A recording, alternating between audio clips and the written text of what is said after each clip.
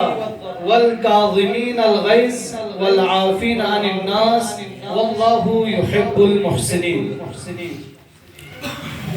ناسن غریب موضوع جنید اسد کی غصہ خواہ میتو یعنی چین گار گار مقامی کا انسان خواہ بیار گوسپیر اور گام مقامی کا انسانی خے کا کنٹرول بیار گوسپیر حدیثی فراوان یعنی خے بارین و حدیث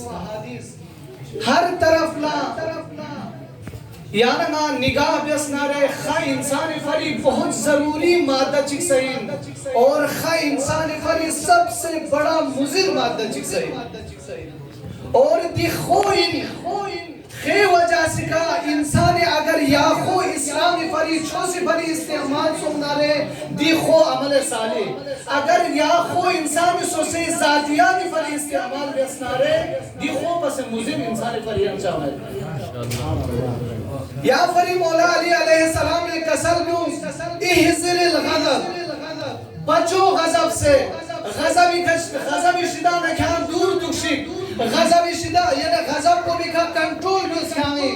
غضبی چھل لکھان مزون چاہز اسنارے فَإِنَّهُ جُنْدٌ عَظِيمٌ دی غضب کو چھو لشکر چچکین من جنود الابلیس یا من جنود الشیطان دی غضب کو شیطان کنو لشکر کنو شدہ نچکین شیطان لشکر کنو ابلیس لشکر نچک خیر بحار الانوار باب الغضب مدی حدیث کو کیوں سد اور یا حدیث کو بھارنا امام یعنی جعفر صادق علیہ السلام شدہ ندی حدیث کو سواری سوسد الغضب مفتاح کل شر غضب سے سنارے تمام برائی تمام چغمل لسکن گمیں چابی انزرے اگر انسان غضب کو غضب تعریف کو چین غضب کون چی نظر ہے غضب دے چیز پر نظر ہے کہ علامہ مجلسی سے کسر جمعت غضب دے چیز کو ان کی انسان سے یان چی کی کھانا بدلہ لنما اور پوری نفس کو ٹھنڈا بیا اور پوری نفس کو سکون بھی ملا گا عمل چی بدنر دے عمل کو نظر ہے غضب یعنی گا جنگ احد میں یعنی گا دست رہے عمر بن عبدالعود بر محمد والے محمد صلی اللہ علیہ وسلم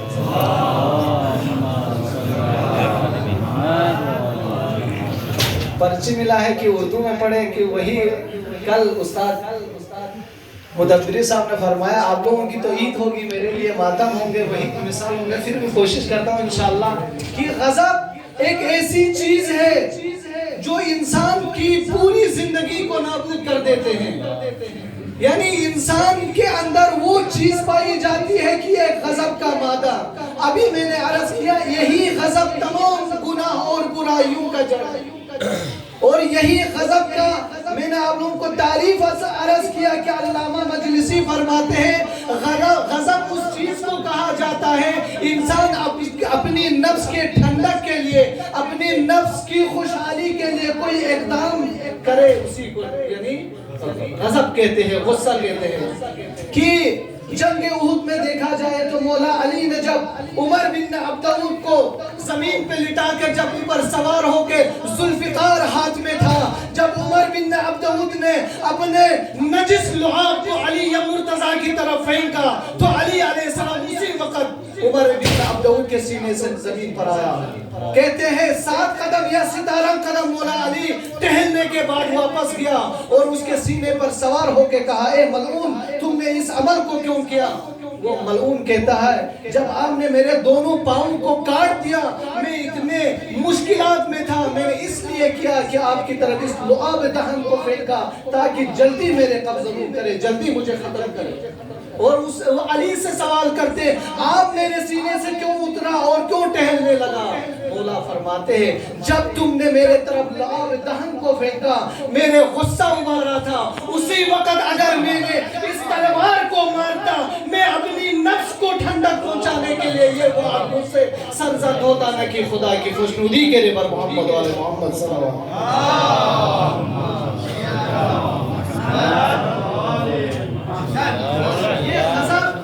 انسان کے لیے واقعاً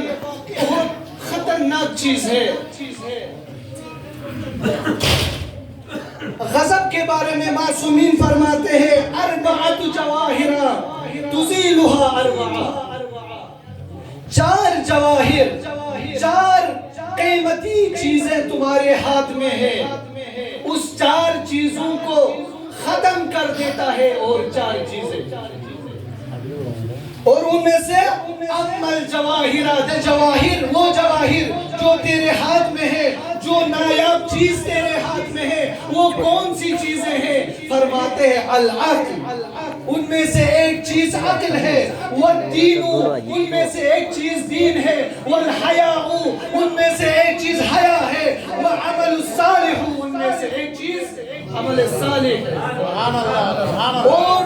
جو چار چیزیں ان چار چیزوں کو ختم کر دیتی ہے وہ کون سی چیزیں ہیں؟ فرماتے ہیں اما الغضب فیزیل العقل،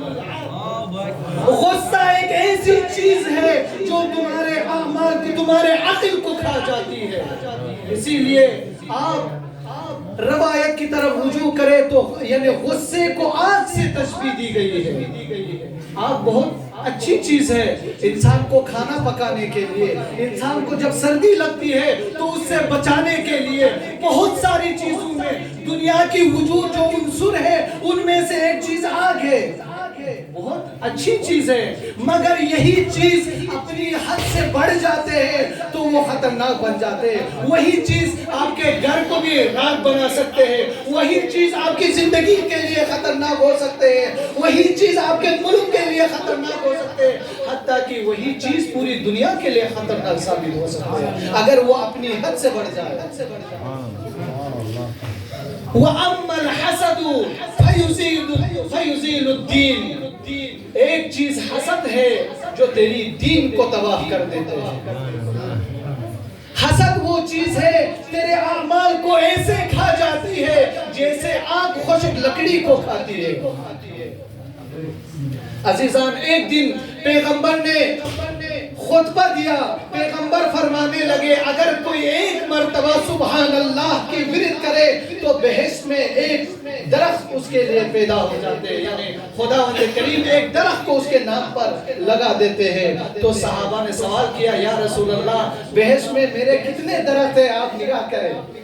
تو میں نے تو زندگی میں بہت مرتبہ لا الہ الا اللہ کا ورد کیا ہے۔ پیغمبر نے مسکراتے ہوئے فرمایا تمہارے لیے درخت تو ضرور وہاں پر ہوگا مگر اس درخت کو آگ نہیں لگایا ہوگا،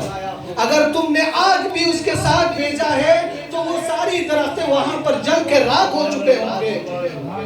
یعنی سوال کرنے لگے یا رسول اللہ وہ کون سی چیز ہے، وہ کون سی آگ ہے جو ہمارے درختوں کو جلا دیتے ہیں؟ پیغمبر نے فرمایا اگر کسی کے ساتھ حسد کرے تو وہاں پر جو درختیں تمہارے نام پر ہوں گے وہ جل کے راکھ ہو جائیں گے۔ ایک وَأَمَّا الطَّمْعُ فَيُزِيلُ الْحَيَاءَ، زیادہ لالچ کرنا، طمع کا زیادہ ہونا انسان کی حیا کو ختم کر دیتے ہیں۔ آج ہم ہر کوئی جس کے پاس زیادہ طمع ہے آپ ضرور دیکھیں گے دفتر کے دروازوں پر، اس دروازے سے تو اس در، کبھی اس دروازے پر، کبھی اس دروازے پر، کس چیز کی وجہ سے ہے؟ یہ سب طمع کی وجہ سے ہے، یہ زیادہ طلبی اور زیادہ خواہی کی وجہ سے ہے، انسان کے نفس کو اپنے کنٹرول پہ نہیں رکھنے کی وجہ سے۔ آج عید ہے کہ یہاں پر ایک لطیفہ مجھے یاد آ رہا ہے کہ اس کو پڑھوں تاکہ آپ کے چہروں پر خوشی آ جائے کہ مجھے لگ رہا ہے کہ سب ناراحت ہیں، میرے طرف دیکھ رہے ہیں۔ ایک آدمی کسی مجتہد کے دفتر میں چلے گئے اور مجتہد سے سوال کرنے لگے میری بیوی حاملہ ہے، آپ کی بڑی مہربانی ہوگی میرے لیے کمک کرے۔ اس نے مجتہد نے اس کو 3 لاکھ چومان میں اپنے زمان میں 3 لاکھ تومان اس کو دے دیا۔ آیا گھر میں 2-3 مہینے کے بعد اس نے سوچا اس کے پاس ہزاروں مراجعین ہیں، شاید بھول گئے ہوں گے، پھر جاتا ہوں۔ ادھر جا کے مجتہد سے سوال کیا میری بیوی حاملہ ہے، آپ کی بڑی مہربانی ہو گئی مدد کرے۔ مجتہد نے 3 لاکھ اس کے ہاتھ میں دیا، دینے کے بعد کہا کتنی بیوی ہے تمہاری؟ اس نے کہا 1 ہے۔ اچھا چلو ٹھیک ہے جائیں۔ 3 مہینے کا اس نے کہا یعنی بھول گئے ہوں گے۔ 2-3 مہینے کے بعد پھر چلے گئے، جا کے پھر وہی سوال کیا میری بیوی حاملہ ہے مجھے مدد کرے۔ اس دفعہ مجتہد نے 1 نیلی دے دیا اس کو۔ اور کہنے لگا اس میں سے 3 لاکھ تمہارا ہے، باقی 7 لاکھ لے جا کے بیوی کو دینے۔ وہ تعجب کی نگاہ سے دینے لگے، کہا اتنی اچھی بیوی کس کو ملتا ہے، سال میں 3 بچے پیدا کر رہی ہے اور یہ صرف خدا نے تمہارے لیے ادا کیا ہے۔ یہ انسان کی طمع انسان کی بےزتی کر دیتا ہے، زیادہ طلبی انسان کی، یعنی ایک کسی نہ کسی دن آج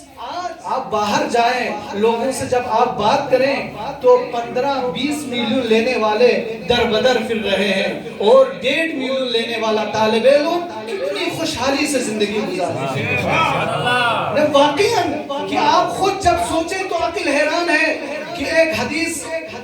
ایک دن پیغمبر کے پاس سلیمان بن اسم اساتیس میرے رہنمائی فرمائیں گے، آ کے پیغمبر سے سوال کرنے لگے، یا رسول اللہ میری زندگی بہت مشکل گزر رہی ہے۔ پیغمبر نے فرمایا کس کے پاس کام کر رہے ہیں؟ اس نے کہا فلاں اس کے باغ میں کام کر رہا ہوں، جائیں اپنے صاحبکار کو لے کے آئیں، میں اس سے بات کروں۔ وہ بڑے خوشحال ہو گئے، شاید پیغمبر میرا حقوق میں اضافہ کرنے کے لیے کچھ اقدام کریں گے۔ صاحبکار کو لے کے آیا، اس کے مالک کو، پیغمبر نے اس سے کہا کہ کتنے حقوق دیتے ہو اس کو؟ اس نے کہا 5 درہم،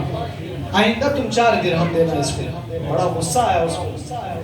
کہ میری مشکلات کی وجہ سے میں پیغمبر کے سامنے آیا تھا یہ شکایت لے کے، پیغمبر نے میرے حقوق میں کم کر دیا، اور آج ہماری زندگی میں بھی مشکلات آ رہے تو ضرور سوچنے کا مقام ہے۔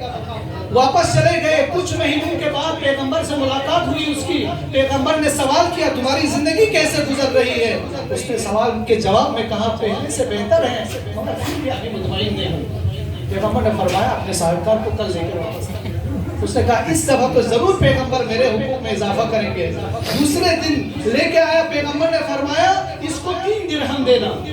وہ پہلے سے بھی زیادہ ناراض ہو گئے کہ پیغمبر روز بروز میرے حقوق میں کم کر رہے ہیں اضافہ کرنے کے بجائے۔ کچھ مہینوں کے بعد اس سے ملاقات ہوئی تو پیغمبر نے سوال کیا زندگی کیسے گزر رہی ہے؟ تو اس نے کہا یا رسول اللہ بہت مطمئن اور بہت آسائش کے ساتھ میری زندگی گزر رہی ہے۔ سوال کرنے لگا یا رسول اللہ میرے سمجھ میں نہیں آ رہا، جب 5 درہم لے رہا تھا بہت مشکلات میں مجھے گھیرا ہوا تھا، جب 3 درہم لے رہا ہوں تو بہت بہترین میری زندگی گزر رہی ہے۔ تو پیغمبر نے فرمایا تم کام 3 درہم کے کر رہے تھے اور لے 5 رہے تھے، اور ابھی تم کام بھی 3 درہم کے کرتے ہو، لے بھی 3 درہم ہو، تو اس میں خدا نے برکت عطا کیا ہے۔ آج اگر طالب علم جو 1.5 ملین لے رہا ہے 1.5 ملین کے درس پڑے تو اس کی زندگی میں کوئی مشکلات پیدا نہیں ہوگی۔ محمد علیہ محمد صلی اللہ علیہ وسلم۔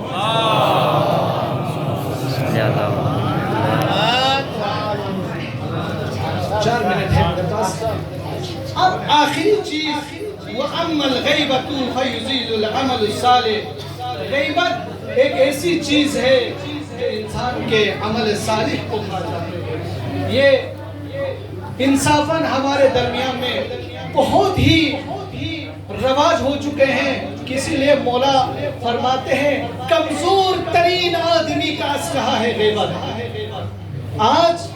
حیدر کرار کے ماننے والے کبھی کمزور ترین انسان کے اسلحہ استعمال نہیں کریں گے، ذوالفقار اٹھانے والے کے ماننے والے کبھی کمزور ترین لوگوں کے اسلحہ استعمال نہیں کریں گے۔ یہی مولا نے فرمایا تھا، یعنی ضعیف ترین انسان کا اسلحہ ہے غیبت، پیچھے بات کرنا۔ اور انسان کے لئے سب سے عجیب بات یہ ہے قیامت کے دن جب اس کے نامہ اعمال کو اس کے سامنے رکھا جاتا ہے تو عجیب و غریب گناہ اس کے نامہ اعمال میں لکھے، کبھی زندگی میں اس نے سوچا تک نہیں۔ سوال کرتے ہیں کہ یہ اعمال، یہ گناہ تو میں نے کبھی زندگی میں کیا ہی نہیں، کہنے لگے، یعنی وہاں آواز آتی ہے یہ گناہ فلاں اس شخص نے کیا تھا، تم نے اس کی غیبت کرنے کی وجہ سے یہ اعمال تمہارے نامہ اعمال میں لکھے گئے۔ واقعاً انسان کے لئے سوچنے کا مقام ہے۔ بس عزیزان، یہ غصہ ہی ہے، یہ تمام گناہان، حسد، غیبت، تمام چیزیں اس غصے کی وجہ سے انسان کے اندر میں پائے جاتے ہیں۔ یہی غصہ ہی ہے، یہ تمام گناہوں کو انسان کے اندر ابھارتے ہیں، انسان کے اندر ایجاد کرتے ہیں۔ اسی سے میں دعا کرتا ہوں پاک پروردگارہ ہم سب کو